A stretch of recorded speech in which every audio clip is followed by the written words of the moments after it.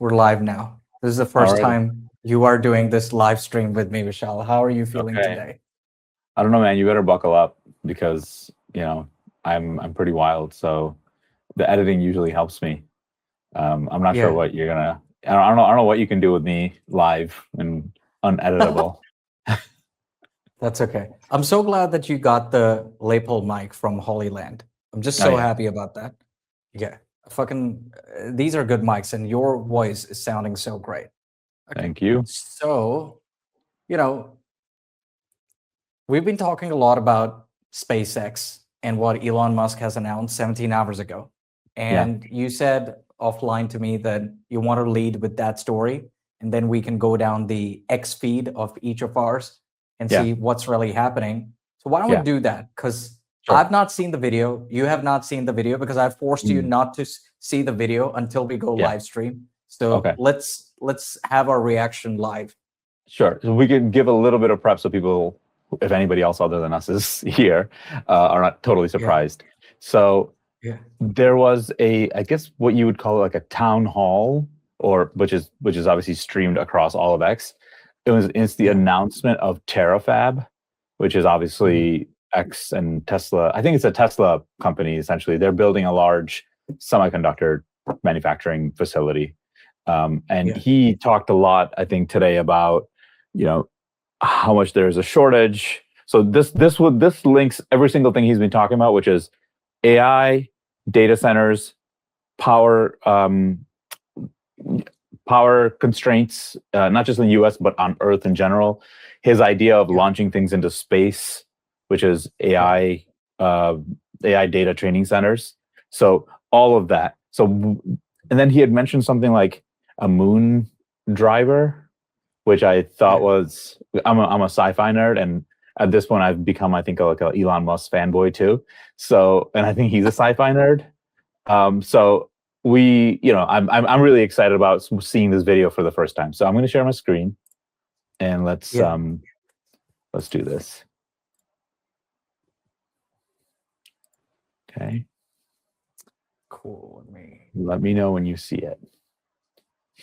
Yeah, I see it. Cool. All right, I'm going to play it. I can hear the audio as well. Cool.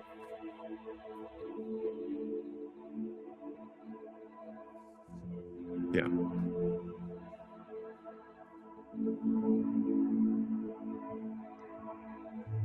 Is this a reveal that happened during the end of the, town hall that he's doing, or during the start? No, this is towards the end. This is Towards like the 5 end? minutes before the end. Yeah. So we could probably have another whole show on it, but look at this. They're putting AI to good use.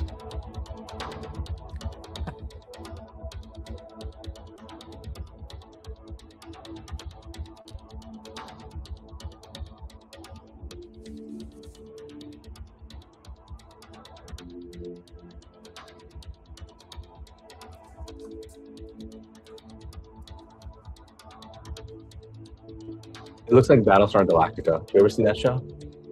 Yeah, I saw that show. Yeah.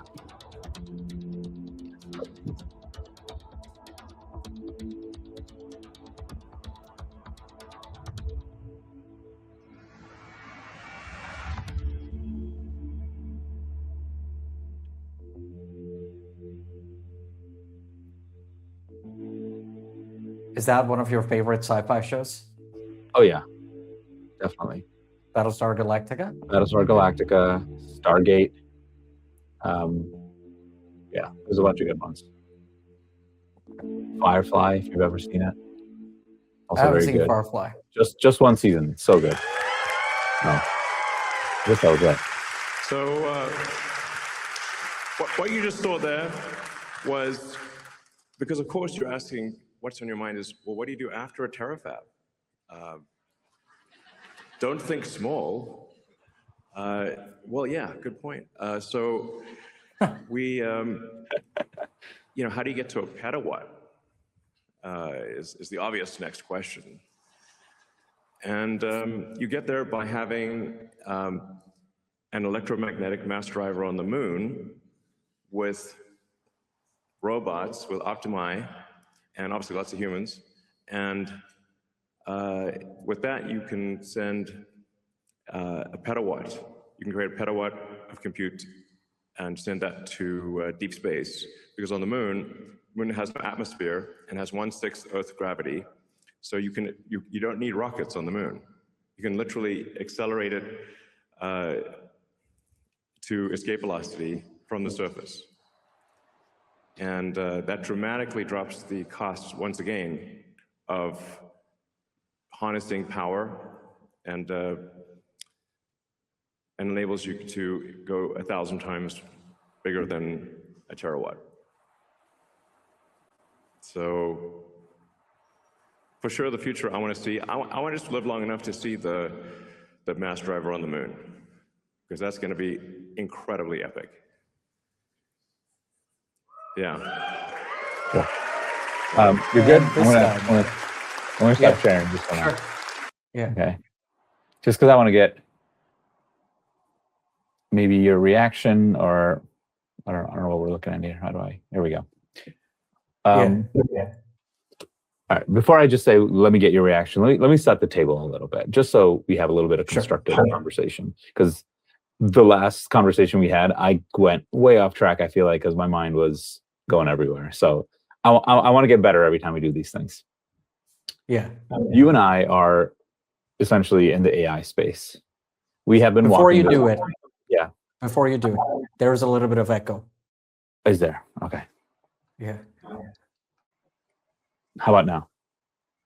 Let me check. Mic check, mic check. No echo now. Go ahead. Tell me what you were thinking. Cool. So that, what we just saw, is in the same line that we are in, and then literally the world is in right now. And that is kind of like, it's not even the end goal.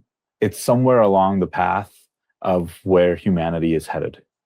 Okay. Mhm. So you and I are on the AI path. We've decided to we've been focused on this probably for the last year and a half, right? Like teaching and learning and doing anything we can in building. And we have this awesome new team that we've been talking to, and we like those guys a lot. And Absolutely. they're in the AI space too. So I wanted to get your view. I'm like, seeing where we are, what we're using AI for right now, which is really like 0.1% of what we're seeing on screen, which is, hey, how can we make our everyday operations faster, better, business intelligence? How can we draw a little bit more insight? And then the end goal is launching data centers off the moon using robots. I want to get your reaction. Maybe I'm very much in awe of these things. I want to get your reaction. Like, what has this journey been like for you, and how is it stacking up when you see things like this? Yeah. Look, what he's able to do is amazing, right?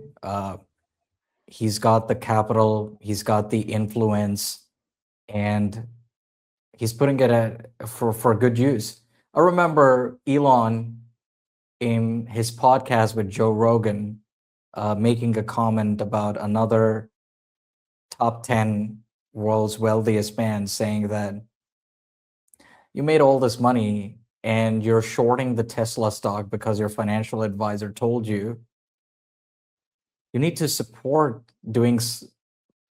people doing something which is not achievable from a common standpoint, rather than shorting the stock because you think you can make more money.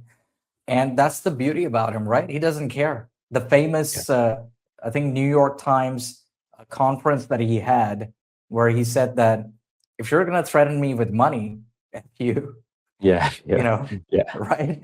So I love that part about him. So he goes above and beyond what anybody can imagine, because we put limits in ourselves, but he doesn't.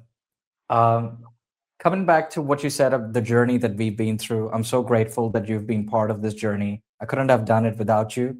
And yeah, it's quite exciting, the new team members and new leaders that we are talking to that are helping us move towards the next stage of our entrepreneurial journey. What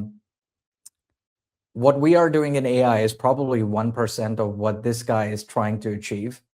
So we got a lot to achieve, but like we say often, we got to start at the Planck scale level. And I'm quite excited that we're now starting to think about building AI agents. And that's where we had to partner with this team, because whatever we built in our platform so far has been more about conversational AI. But in our journey to start building agentic AI, we have to partner with the team that we are partnering at the moment in stealth mode, again in stealth mode. But that's the part of, I guess, being an entrepreneur, right? Especially for first time like us. So I'm, again, quite grateful. But I think we're just scratching the surface, right? We're still just scratching the surface. We got to build proactive AI agents. We're learning about proactive AI agents while building it. We need to firstly build business intelligence tools. Then we need to build behavioral intelligence tool. Then we need to build real-time market psychology intelligence tools.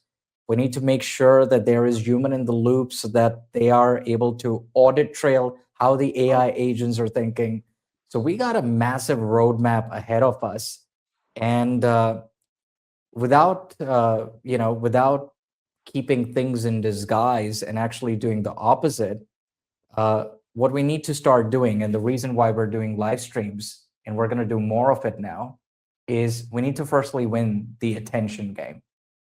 Yeah. We built a great product, right, in stealth mode, but a great product is nothing if you don't have users. And we soon now realize that building a great product, while difficult, is comparatively easier than building a distribution. And distribution can't be made instantly. It's an ongoing journey, and this is the first innings of that journey. So again, I'm quite looking forward to looking at information physics as a subject as well, and also understanding attention physics and dynamics in real time while we do this 3 or 4 times a week. So yeah, long way ahead of us. This guy is an inspiration for me. Now I want to get your take, because I know that you know more about Elon Musk than me. I mean, I guess we live in the same time zones, so it makes it a little easier. I get the news before you do, and I guess you're sleeping when he's talking. My view is someone is out there, and him and a bunch of other labs and everybody's out there really pushing the frontier on AI, obviously. But he is able to simultaneously look at the short term.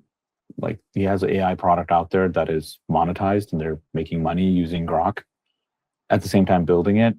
And then in turn, also thinking what it looks like to me, what is that, 10 years in the future? I don't know. His timeline would be 10 years in the future. A normal person's timeline would be like, that looks like a 30-year from now video. Yeah.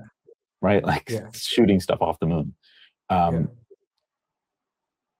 Where we are in our journey, and I think like, oh yeah, he's definitely an inspiration. Where we're going, where we want to go, what do we want to do? We're like taking a little slice of it. He's building the whole ecosystem of how we would all be able to play inside of it.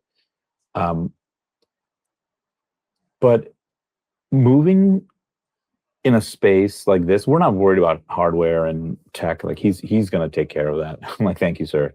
Please take care of that, because we really are focused on the intellectual pursuit that AI allows us to do, which is, how do you make a decision, intelligence tool, something that is like essentially a decision matrix made for you by AI based on all the data that it's collecting for you. This is a scary subject, and I know this is quite controversial, or everybody talks about it, but I do think this is more like on the edge of discussing something where, oh wow, AI is going to be able to do all these interesting things, where like OpenClaw and essentially all these AI agents that are coming out you can automate massive parts of your business or your personal life, and it can just, do your marketing for you, post videos for you, do all of this automatically.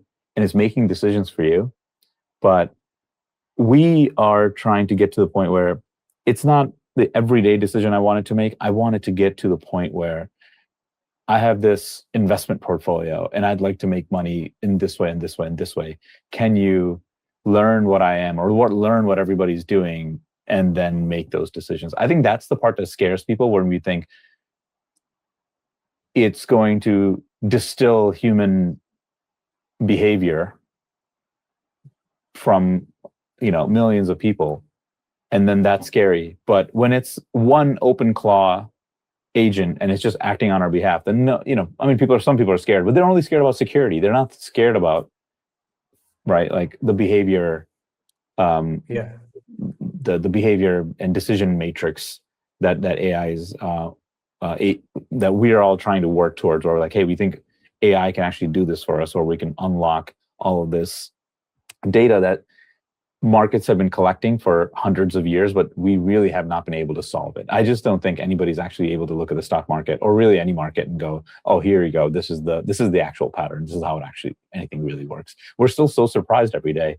Every world event, anything happens, we're all just so surprised. Markets are just wild. And the experts who've been experts for years and years are still caught off guard. So like for Jim us, Cramer. Poor guy. I'm assuming, like, I know he's a very successful person in his life, but he just gets the brunt of it, especially with the Bitcoin stuff. So does Peter Schiff, though. Peter Schiff and Jim Cramer, right? Like, they both they really have. Bitcoin at least has erased everything they've ever done in their life for some reason. Like, now they should have never gone down this path, because then people would still probably take them a lot more seriously than they do now. But AI, on the path that we're on, we're obviously in the early game. I do think us being in the pool is helpful. And because we spend so much time on it, I forget. And when I step outside to touch grass, I forget, oh my God, the rest of the world, or let's say my town, or everybody, like, people are not even talking about it. Hardly people are talking about it. People, like, I know it says ChatGPT has like 800 something million users. All the other AI have hundreds of millions of users. I honestly feel like it's the same people. The same 800 million people are using all of the tools. And then there's an entire 7.2 billion people out there who just are not checked in or even looking. You're right. Yeah, look, so I want to point out, so today I went to the business school that I'm associated with here in India, Masters Union School of Business, and I was talking to the students, the MBA students, and I was surprised that probably almost all haven't heard of OpenClaw. Have or have not? Have not heard of OpenClaw. Business school students. Yeah. Wow.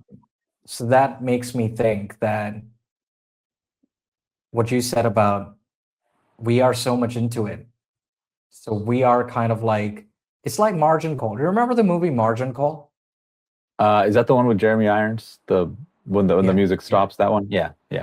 So you remember that movie, right? In which the one of the bankers, once he realizes in the morning, after spending 11 hours, including the whole night and the dawn, of figuring out what's going to happen, what Jeremy Irons' character said, that the music has stopped, so we got to offload all this toxic assets.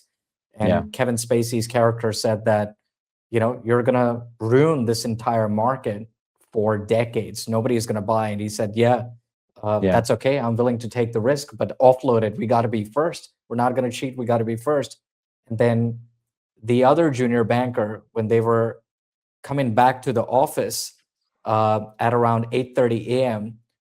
in the cab, and they look outside the window where everybody is, getting ready to go to work, he's like, these guys have got no idea what's happening. These guys have got no idea what's coming for them. And we all know, at least us being millennials, we know the impact that global financial crisis had on at least us growing up.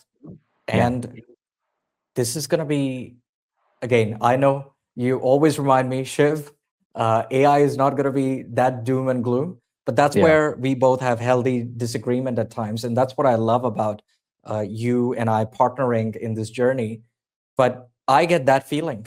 I'm like, wow, you guys do not know about OpenClaw. You guys do not know Claude Cowork and the advancements that are Yeah. happening. And I get that feeling of that margin call banker that Yeah.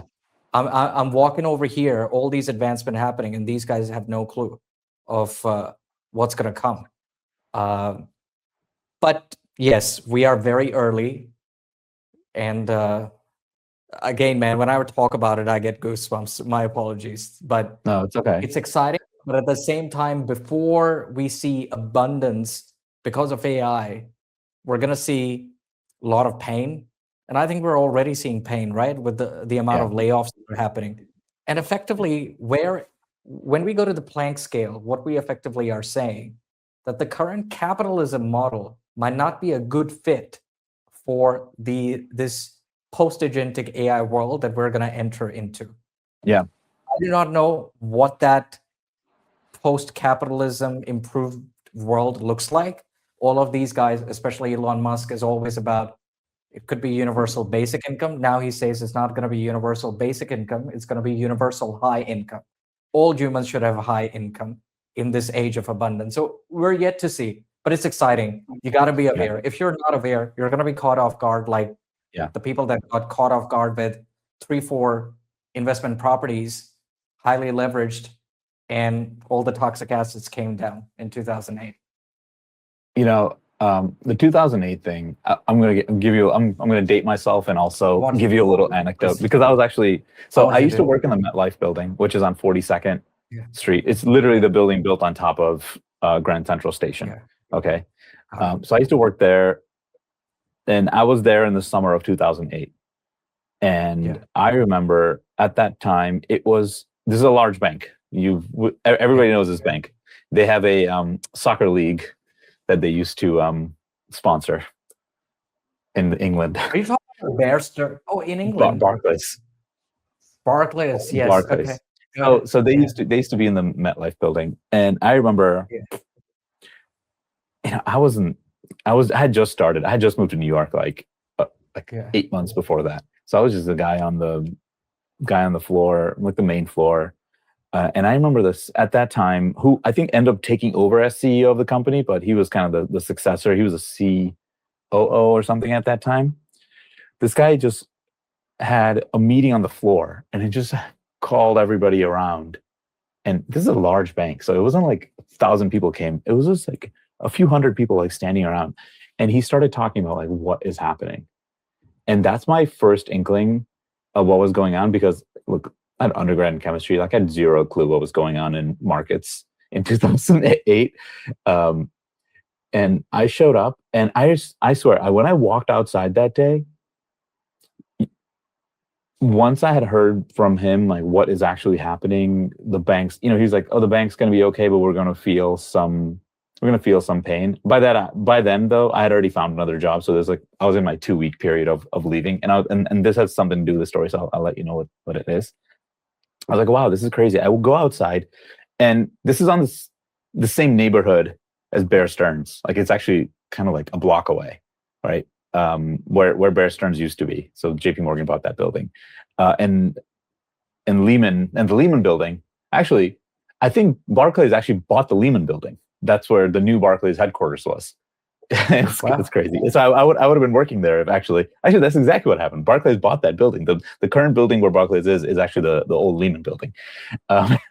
So wow, I didn't know that. Yeah, it is. Yeah. Because Barclays was like really establishing themselves at that point. Maybe they didn't get hit as hard as the American banks, and obviously not Lehman. So there were some winners coming out of it. I don't know if Barclays was a winner, but they didn't get hurt as badly. So I left that job probably like a couple weeks while the crisis was going on. Okay, so it was on late August 2008, and I'm joining Soros, and you could see the difference between what it's like to be an opportunistic position versus the position where you have lots of exposure. to essentially getting derailed. Like if you're a major bank at that time, there was a liquidity crisis and you were getting railroaded. Like you were like margin call, right? Like you had to have those Kevin Spacey, Jeremy Irons conversations. If you were a family office / gigantic hedge fund and you had positioned yourself well, you were about to clean up because everybody and their mother was coming out of retirement to come and get back in the bond market because bonds were trading 10 cents on the dollar and the US government was about to back everything up. And if you if you started deploying capital anytime after 2008 into, what was essentially happening was QE, you were going to 10x the money you were going to make in the next 5 years. So you see, like with AI, very similarly, and I was young, so like it didn't affect me as much, right? I didn't have a house, I didn't have any of this stuff, I didn't have any assets, so like we would have lost jobs, and some people, obviously, a lot of people lost jobs, which is terrible. But with AI, I think it's a little different. That you had to be in the industry. Finance people really got hurt. People with houses really got hurt. With AI and what we're seeing now, man, there's just everybody's aware right now that their jobs are going to go. The one thing they know that their jobs are going to go. They just don't know whose jobs. Young people are probably right now more affected than anybody with the advent of AI. Yeah, I think those are the easiest ones to kind of replace. But in the similar vein, us being those people too, the people who are in the know, or at least, and we're not even in the know. It's not like Elon Musk is calling us, telling us anything. We're watching the news just like everybody else. It's just that what channel are you watching? And we happen to be watching the right channel all day long, every day, because we work in it too. You can still position yourself like the Soros Fund Management or John Paulson or those guys who benefited from a terrible crisis like 2008. And they made a lot of money coming out of it. And so for AI, anybody who is right now feeling like I'm about to be displaced, they should be doing what we are also doing, which is we've jumped from how many different AI platforms, right? Like we were studying every single one of them. Like I'm sure you've had ChatGPT, you've had Gemini, we've had Claude, right? I have Grok. Like I've used every single one of those. And then you've been playing around with OpenClaw. You've been studying what Near protocol was doing, right? With AI. So absolutely. Unlike 2008, where you had no choice, like if your housing price went down, it went down, and you just had to sit there, wait for the market to come up. Right now, people do have a choice. You can actually go and pivot into the thing that is coming for you and everybody else in terms of economics. And go, if I'm going to be displaced by this thing, I should try to at least own a piece of it, or at least work in it, so I can get ahead of, this. He's launching moon things. Elon Musk is launching things from the moon because he's taking a piece of it. He also will be replaced at some point. But get into the building of AI is my only thing I would say. I have no idea where we're going. I mean, I would like to go in that direction. No clue. But so look, I think you're on the right track. Did I interrupt you? Which I have a bad habit. Why don't you complete it? I could probably ramble for hours, so it's probably good for you to interrupt me.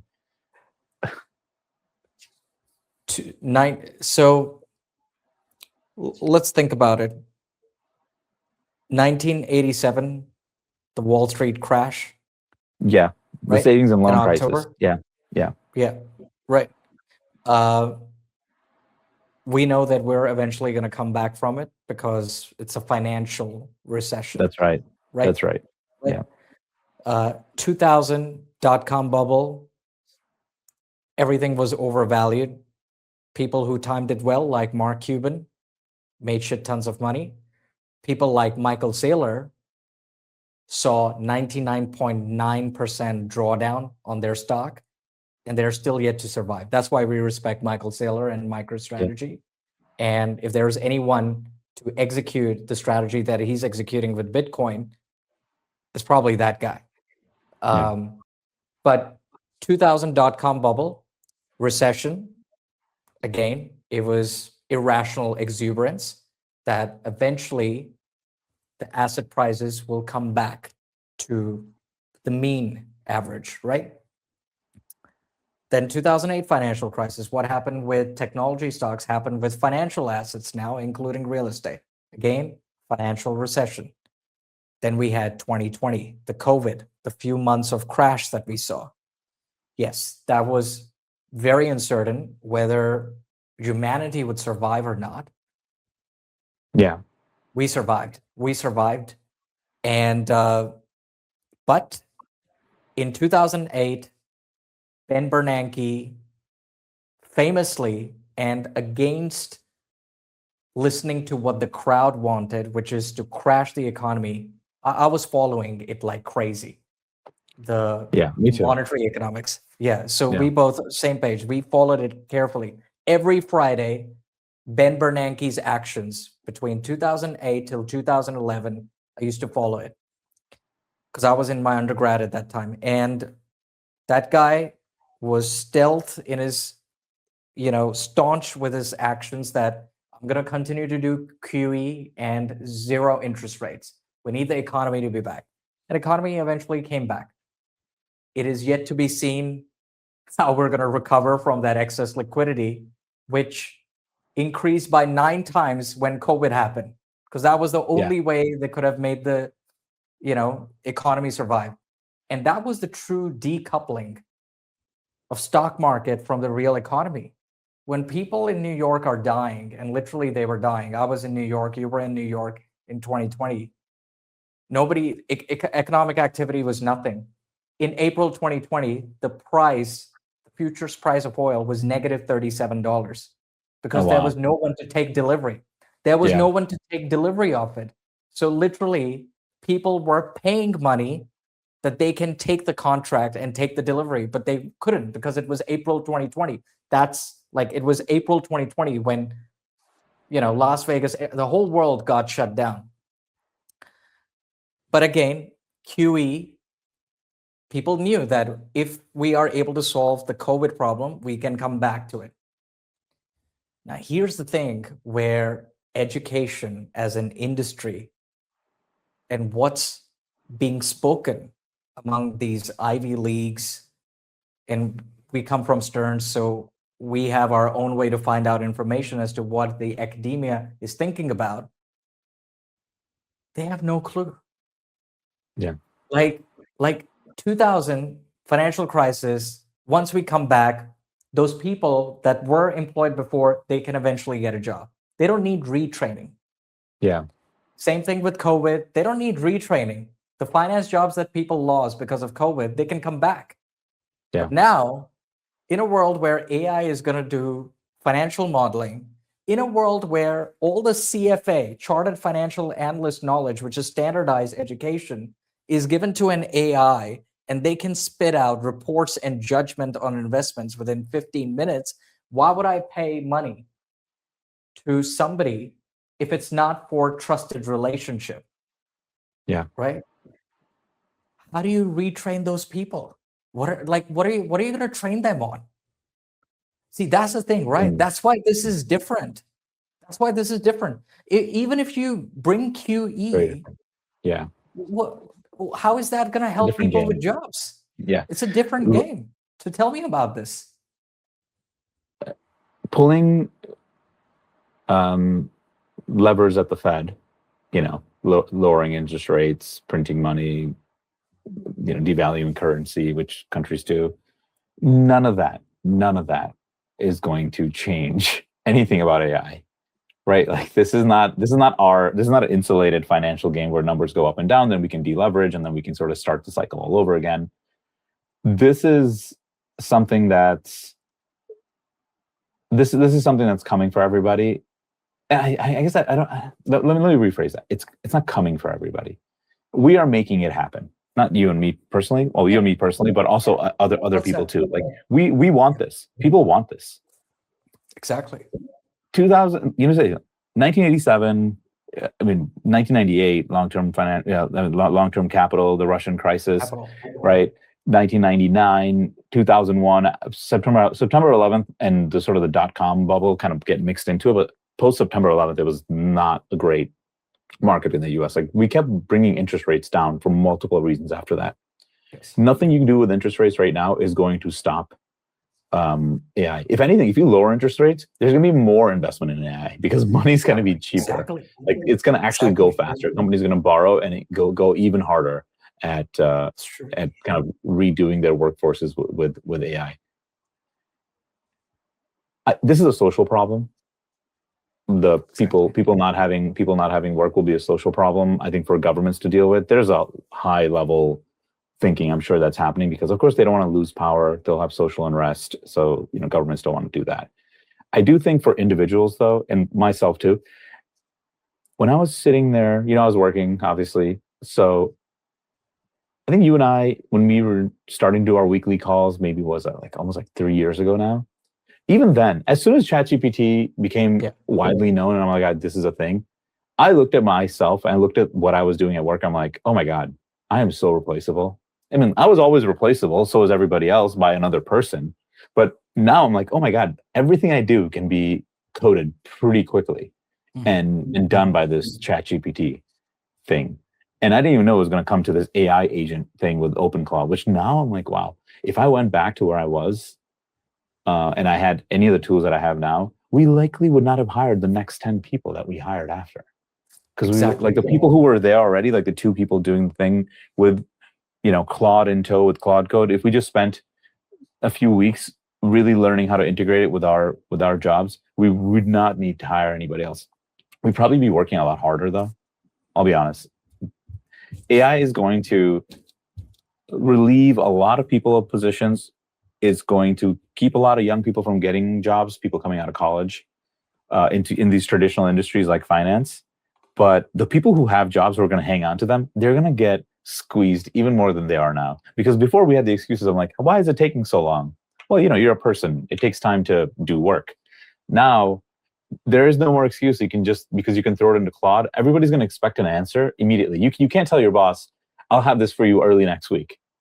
Because they know you can get the answer in about 5 minutes. So they just expect you to keep working, keep working, keep working. There is no more, let me think about this and work on this for a couple of days so I can actually get to the answer. No, get to the answer and then continue working. And then immediately, and when you hit another bump, get to the answer again and continue working. I don't envy anybody with a job right now who's going to have a job like that. Because it's about to be, it's probably going to be a little brutal. With the financial industry, we're having 2 problems right now. We're long overdue for a credit crisis, which everybody's been talking about, right? Like that's true. When were we supposed to have a credit crisis? 2015. We're like, and then I think it's COVID kind of took that space. So maybe I'll call COVID the credit crisis, even though it wasn't really, because they did end up printing a lot of money. But we're due again then, because COVID was 2020. We're due for another set. We're now 6 years in, maybe another 1 to 3 years, we should be looking at another credit crisis. We've been delaying this. That combined with AI, that combined with job losses, that combined with commercial real estate, because post-COVID, everybody's working from home. We do need to, all of that is probably going to be the trigger. And sort of that, when that blows up, that is going to be the trigger for what you're saying. The complete reframing of what humans have been doing for the last 100 years and what we think is, you go to the office, you start a business, you have a factory, and you go through the whole production cycle, finance, HR. That entire thing is, I think, going to be blown up, and we're going to have to come up with a whole new framework. I mean, while the world burns, we have to like put out fires while we're trying to redo the whole reframing. I, though, like to look at this moon mass driver and think, wow, I can't wait to get to that, but the path to that is going to be quite painful for a lot of people, including us. Because I think we're maybe slightly lucky, because thank you, NYU, for, all the good nuggets of wisdom that, we still get from our professors over there. And it's good to be in a place like New York, because it moves fast and you see the next trend coming really quickly. Because finance is the thing that has gotten probably the most, let me rephrase that. finance is the industry most impacted by the last two, what I think are revolutionary technologies after the internet, which is Web3, blockchain, right? Which is, and then AI, because what industry is essentially completely intellectual and AI can work in it now. You don't need an AI agent to run a factory or machinery. You are just on the computer. It can do everything in finance now. And so I think because New York is a financial hub, it has to move very quickly. It adopted these technologies and brought it in and learned from it very quickly. I think the rest of the world is still going to be lagging behind quite a bit before it's going to be a little too late by the time to catch up. Because I think most people in the physical world are going to see the impact when robotics comes. Like when there's a robot who has a wrench in his hand and he's, doing something, then we're like, oh my God, a robot is taking my job. I'm like, dude, I worked in finance. They took my job 10 years ago. We're actually a little ahead because we're being displaced before everybody else is going to displace all the regular jobs in the world. Even let's say the robotaxis, all the drivers, they're going to be displaced probably a year or two after all the finance people. Right? So the computer engineers and the finance people are going to be the first cohort of unemployed people who have to figure out how to live in the AI world. So they kind of have a head start.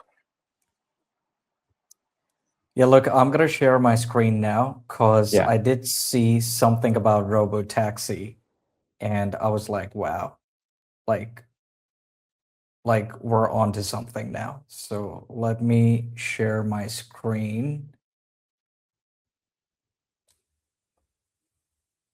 Okay, let me add it to the stage. Cool. So now let's go over here. I'll type in Robotaxi.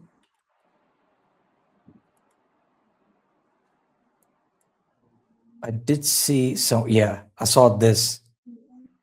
Have a look at this, man. So somebody who wanted an Uber, it cost them $41, 45, all this. Look at what the Robotaxi is charging. Wow. Yeah. I mean, look, they're also. Can I say grain of salt because that's my thing every time I see something. Yeah. They're also trying to get market share, so you can imagine that they're charging much lower prices right now. Essentially, what Uber did to taxis, which was they subsidized everybody's taxi ride until they wiped out the taxi market, and then the prices went up. I don't know if the prices will go up too much though for Robotaxi because as it scales, you're right. This is what it should be. Waymo, bro, do better. Okay. Yeah, the Robotaxi thing is going to be insane. And dude, by the way, one more thing. I think I saw it somewhere. Let me see whether I can find this out.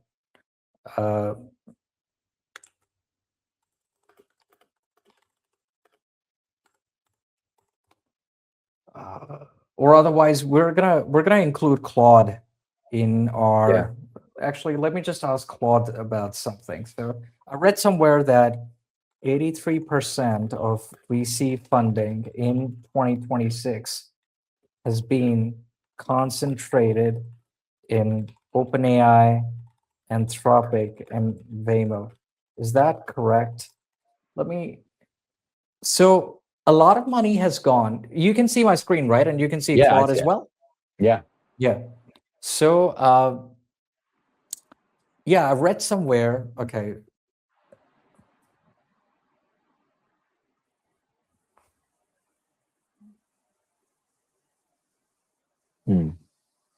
One of the good things what we are doing is that we're also identifying that AI is not perfect, which yes, we all know, but when we are talking, it's helping us figure it out.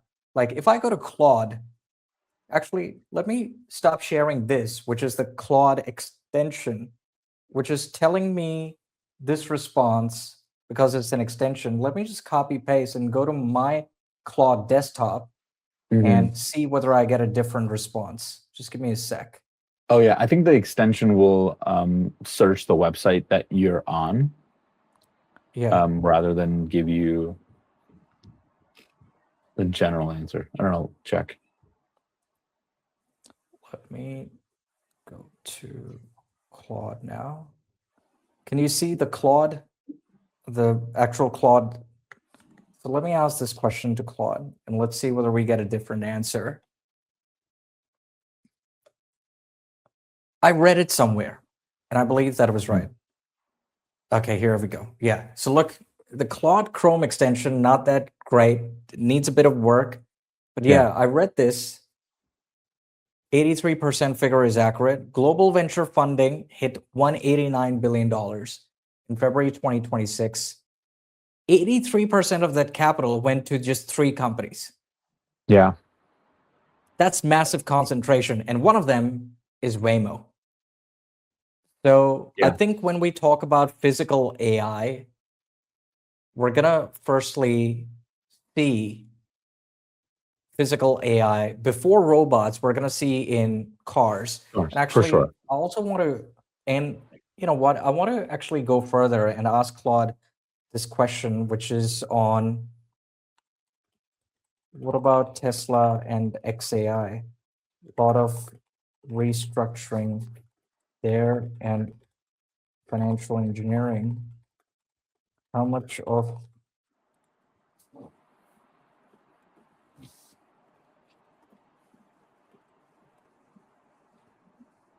because Elon Musk is doing a lot of financial engineering, right? To the run up to his SpaceX IPO. Okay, let's see what Claude is telling.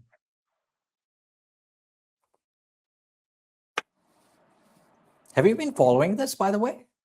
Which one? The VC funding The for whole those 3? No, the whole XAI SpaceX restructuring thing. I mean, it happened a while ago, right? I remember the news. I haven't really seen too much recently, but I'm guessing obviously they're still in the middle of it. Sorry. All this time, were you able to see my screen? I was. I had unshared it because there was some other stuff on there. That's why. But yeah, I can see it. Okay, cool. Yeah. Yeah, cool.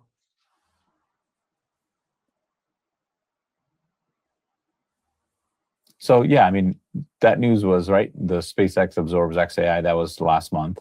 Yeah. And then we've been hearing the news about IPO. The SpaceX IPO was supposed to be something like $1 trillion, $1.5 trillion, and then mixed with XAI. Like there's been more of these town halls that I've watched where Elon Musk and his engineers essentially talking about trying to XAI is a truth-seeking AI of the universe. They're seeking the truth in the universe. I don't know exactly what they were saying, but essentially it fits perfectly with SpaceX's goals. Yeah. That's crazy, man. That's crazy. I'm gonna stop sharing now. What do you think about how much do you know about Waymo and how much do you know about Tesla? Like what do you think about the 2 companies? And I'll just ask in terms of, one is doing LiDAR. Like Waymo is very much all about, they have the cameras, but they use LiDAR.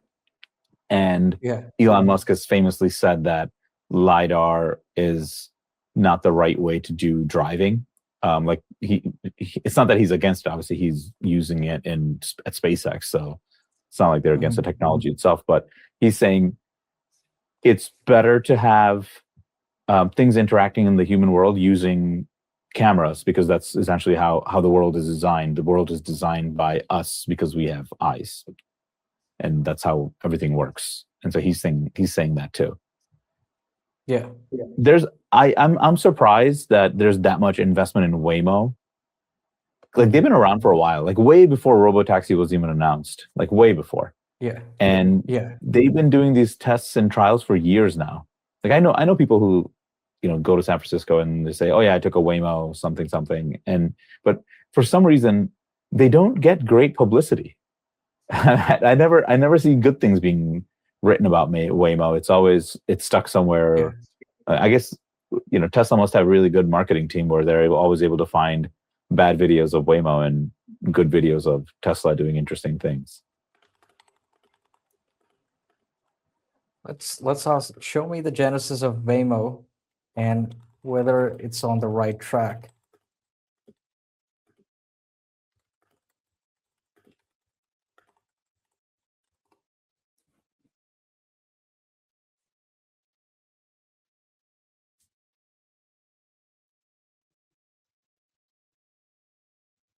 It will reveal, usually when I'm thinking about like the Waymo car, because I see all the stuff on it. It looks like the Google, the car that they used to drive around that have all the cameras on it. Yeah. That's essentially what it looks like. Yeah. So it looks like the old version, whereas, for full disclosure, like I do have a Tesla, so I am obviously biased. I think the Tesla is pretty awesome. I mean, it obviously drives itself when you're sitting in it. And I've been seeing the videos of it being, people driving it, people being driven around in Model Ys with an actual wheel, not even the Robotaxi.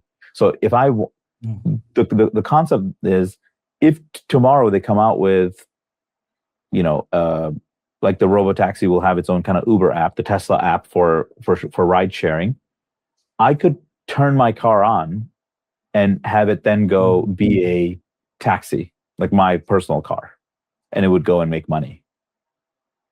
I don't know how I don't know how they would even do that, but to me, that's incredible. Like being able to make money with your own car. What is this? Yeah, I just asked about Waymo. Yeah. What's the genesis of it? Google, yeah. Man, they work really hard. They've been working hard since 2009. Yeah. Finally, they were going to get a liquidity event after 17 years. Are they? Well, they raised a lot of money. That's what it says. 16 billion. Valued at 126. But yeah, Waymo is way ahead at the moment. Yeah. Against its competitors. But for sure.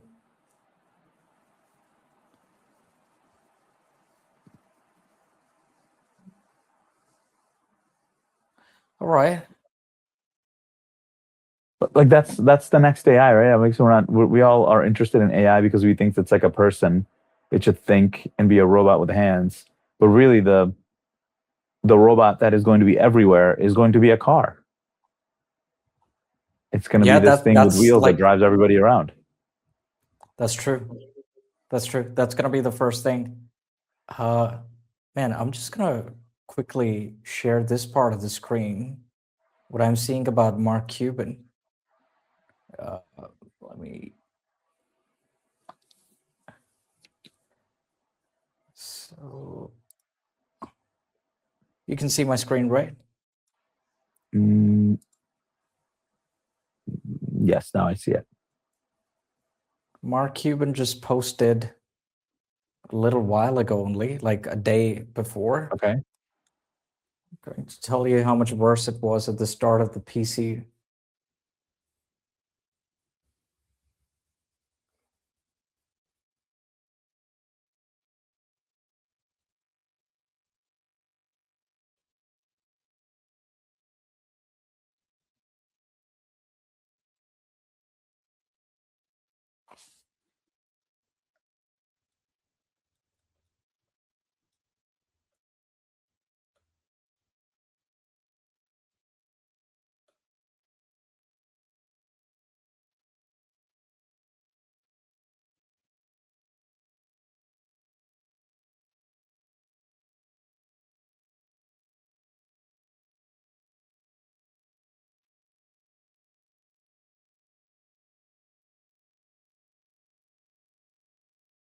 Yeah, this is what you were saying as well, right? I remember you telling me this part. Big companies are going to cut jobs, but small companies are going to need more and more AI literate thinkers who can help them compete or get an edge. That's what you told me. Do you want to elaborate a little bit on it? Sure. I'm sure this has been said by these guys already. So Mark Cuban and others, because I don't think this is an original thought. Well, it's original to me, but I think everybody's been thinking about this for a while. It's very okay when you have capital and you're a large company. It's going to be pretty easy for you to look at your competitor and go, "Oh, we have billions of dollars of revenue at stake. We need to throw money behind this and train up our train up our employees to go and get a subscription, like a ChatGPT subscription for every employee, whatever the enterprise subscription is. Yeah. Who knows? That'll gain them millions of dollars, right? They're making ridiculous revenue right now, not just from, and so is Claude. Like Claude's revenue, I don't know what it is. Last I saw, it was like something like $1 billion a week or something. And yeah, crazy. I don't know how many small businesses are doing it. And when you're a small business, and I live in a town, there's a lot of good small businesses here. I'm sure they could somewhere use AI, but I'm sure they have no clue where to start. Right? And if you are a small business right now, there has never been a better time, like Mark Cuban is saying, there's never been a better time for you to take on a company that's 10 to 50 times your size. There were never tools available. Like if I was working at a very large hedge fund and I needed accounting software, I could go and contract maybe the best company, best SaaS solution, right? Because we have a lot of money. But if someone was running like a 3-person team, they're really concerned because they can't just go and get a large software, because even the economics wouldn't make sense. I can get 500 seats and my unit economics are down, and they really can't get the same software. So I just keep winning because the size lets me. Right now, the smaller team can essentially get the same tool as the large team. And large teams, large companies will have a much harder time because implementation is the biggest hurdle for any company when you think about technology. You have to bring this in, plug it into your current workflow, your systems. You're probably hiring EY and other big fours to come in and help you plan just implementing this thing. When you're a small business, it's you and 4 guys, you and 3 guys. If you're even in that market, you can start eating away because implementation is not going to be long. You can turn your entire business and just plug right into this tool. That being said, if you're tech savvy, if you are essentially like us, like who didn't come from a technology space or coming from a finance space and saw the technology and can jump right into it, there are a lot of small businesses right now that if you are, let's say people like us, you understand it, you know how to use it, you could look at a workflow and go and help someone implement it. This is advice for anybody who's, let's say, getting displaced.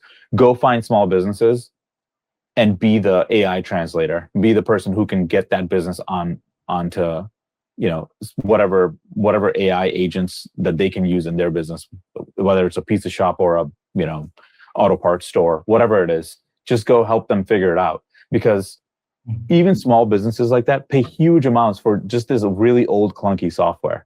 So small businesses are, they will struggle, but this is an opportunity for them because they're not going to look at it in the competitive lens that the large company would look at, because a large company can say, this is how much we're going to be able to cut and look at these massive margins we're going to get. The small company can essentially say, if we do this, we can go after a market that was never accessible to us. Think like 1-person unicorn. That thing was not, that's more possible today than it's ever been. And it's essentially just because of AI. Yeah. Yeah. Yeah, right. I think as we're hitting the 1-hour mark, why don't we end our first live stream of the regular one with what our guy Michael Saylor is doing, which is buying another round of Bitcoin. Do you want to comment about this chart that showcases what was the last purchase? It was a big one, right? I haven't seen. What was the last one? Let me see. It was a big one. How much did they But buy? yeah, he bought again, basically, man. Yeah, I mean, the thing is that he's got a total of 52 billion worth of Bitcoin. 761,068 Bitcoin. That's the number to look at. 761,000.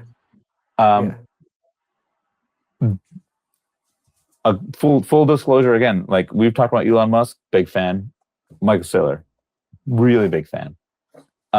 Mainly because we are in finance, we see how these things usually go, and someone taking this route into fixed income and exposing fixed income to Bitcoin in this way. I mean, I'm sure a lot of people would have thought of it, but I don't think many people had the guts. And this guy had the perfect vehicle to do it because he already had a public company. He already had the ability to issue shares. So I think for someone to do this and then have the level of conviction he's had, even though prices have gone down, which is, I mean, this guy has incredible guts. I have a lot of respect for him. And I'm heavily invested too. So I'm hoping he's very, very successful. He will, I think this will end up being, along with Elon Musk, he'll be the first or second most important person in whatever future we're looking at, especially with AI. And I think this ties into AI for one reason. AI is not going to be showing its ID to cash a check at a bank. AI is not going to be, hitting, yes, it's me on your banking app because it's trying to log in so it can send a wire that takes 3 days to send.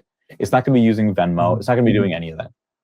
AI is going to go directly into the decentralized ecosystem and be able to create a wallet, multiple wallets, obfuscate itself from everybody, and do transactions. And I think it'll be able to use something like Bitcoin. Imagine AI, right? It was like, okay, well, Bitcoin is all visible. Yes, it's all public information. But when you send Bitcoin into a centralized exchange, let's say like Coinbase, it goes to Coinbase. It doesn't, you don't know which user it's going to.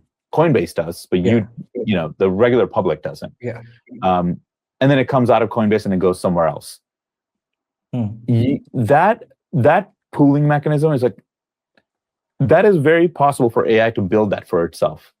A bunch of wallets that it creates, money going in and out. The entire financial system for AI will be built on, I think, crypto and Bitcoin. I think that is the obvious path in my eyes, because the traditional banking system sucks even for us right now. It's still, X many days, X many dollars to send money back and forth, and it's slow. We're talking about how many people are not even aware of what AI can do yet. This thing, we were talking about users for us, for our platforms, whatever we're going to build, and whichever one we end up going forward with. The users actually are going to be the AI agents. We're probably going to collect more fees from AI agents transacting on the platform than actual people. They're transacting on behalf of people, sure, but it's going to be the AI agents who are, that'll probably have to be another way to measure users. AI agents will have to become part of your user count because they're going to create accounts and they're going to be using it. Look, in terms of Michael Saylor and strategy, I'm a big fan. Keep going. 761,000. Go to 1 million. And then just collect it, because you're gonna essentially, if it goes into his wallet, it's not coming out. He's essentially burning the token. That's what he's saying, right? Bitcoin price has not probably collapsed the way it probably should have because these guys have been propping it up by taking it off the market. Oh yeah, that's true. And so whatever's existing on the exchange just keeps getting lower and lower and lower. So very few people. There's going to be very few Bitcoin left on centralized exchanges for people to actually trade. I like Stretch. The Stretch preferred equity vehicle. I don't know how much you've looked into it. I don't know if it's available outside of the US. Maybe it is. I think they maybe have launched it in Europe. It is essentially you buy, shares of Stretch. They peg it to $100. They're keeping it at par as much as they can. They'll buy and sell and try to keep it at $100. And you are earning on an annual basis somewhere between 11 and 12%, depending on how much is being bought and sold. So the yield changes. That is better than any bank account. And since we were talking about 99 and 2000, dude, that is better than any bank account since Alan Greenspan started cutting rates in 2000. Okay, there has not been, and it feels, frankly, it's been like last week was insane. They issued so much. I was like, what? Is this going to take?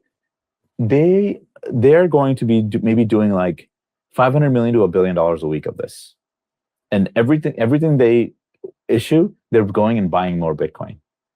I mean, if this is, what everybody wants to say, like, oh, it's a Ponzi scheme. It's not a Ponzi scheme. It's out in the open. You know who's like, where's the money coming from? Who is it going to? It is so transparent. That's the beauty of this whole thing, the transparency of what they're actually doing. And he's on TV more than any other person. So he's talking about it more than anybody else, right? Like no one is hiding. He's not hiding either, which I think is part of the success. I heard him say recently, it's you have to be interesting. Interesting is actually we're talking about, you started the whole thing with attention economics. It's interesting. Yeah. Michael Saylor is hitting on the idea that attention is the thing that is going to drive the success of MicroStrategy. They're a $100 billion company. They have the most open interest of any other of like in terms of, I guess you could say, per market cap of any other large market cap company. We have, there's other things to talk about. Tesla, you can short Tesla. There's plenty of people who hate Elon Musk. We're talking about shorting Tesla. No, they're shorting MicroStrategy more. There's just so much of a game to play there. People love playing this game. Yeah. And like I said to you before, I love it. I want people to be buying and selling and shorting MicroStrategy as much as they can. I'm definitely in it for the long haul. Why? If you short something, you do eventually have to buy it. And I'm hoping that these people get stuck in a nice short squeeze. So then they have to buy it. And, and everybody else who's a big believer goes for a nice ride. Yeah. Yeah. We're gonna congregate again in a couple of days. Let's do something around Michael Saylor. And let's talk a little bit more about AI. And are AI agents going to select Bitcoin, or are they going to select USD stable coins? Which one they're going to select? If the choice is to transact in, they can make only one choice, which one they are going to select. And we're going to probably ask Claude as well. Can I give one question we can take away with? No, but like one. So then one thing for the 2 people watching, maybe 7 people watching. I don't know how many. 9 people are watching just now. 9 people watching. Awesome. Thank you for watching. A food for thought for everybody as we go away. If you are an AI agent and you are transacting in Bitcoin, do you have counterparty risk? If you are an AI agent and transacting in a stable coin, who is your counterparty? What counterparty risk do you have? Do some homework, study. Maybe you'll understand what Bitcoin is if you do that, and then you'll understand what stable coins are if you look at it. Do you have sovereign risk? You do, right? With stable coins. Yeah. So there's all these traditional risks that come with it. So good. I'm looking forward to this conversation. We'll do a little bit of homework. Maybe Claude can help us too on the next one. Yeah. Awesome. Thanks a lot, guys, for tuning in. It's now 11 people, by the way. Thank you, Vishal. Thank you. We'll see you guys next time. All right. See you guys next time. All right. Bye, Shiv. Talk later.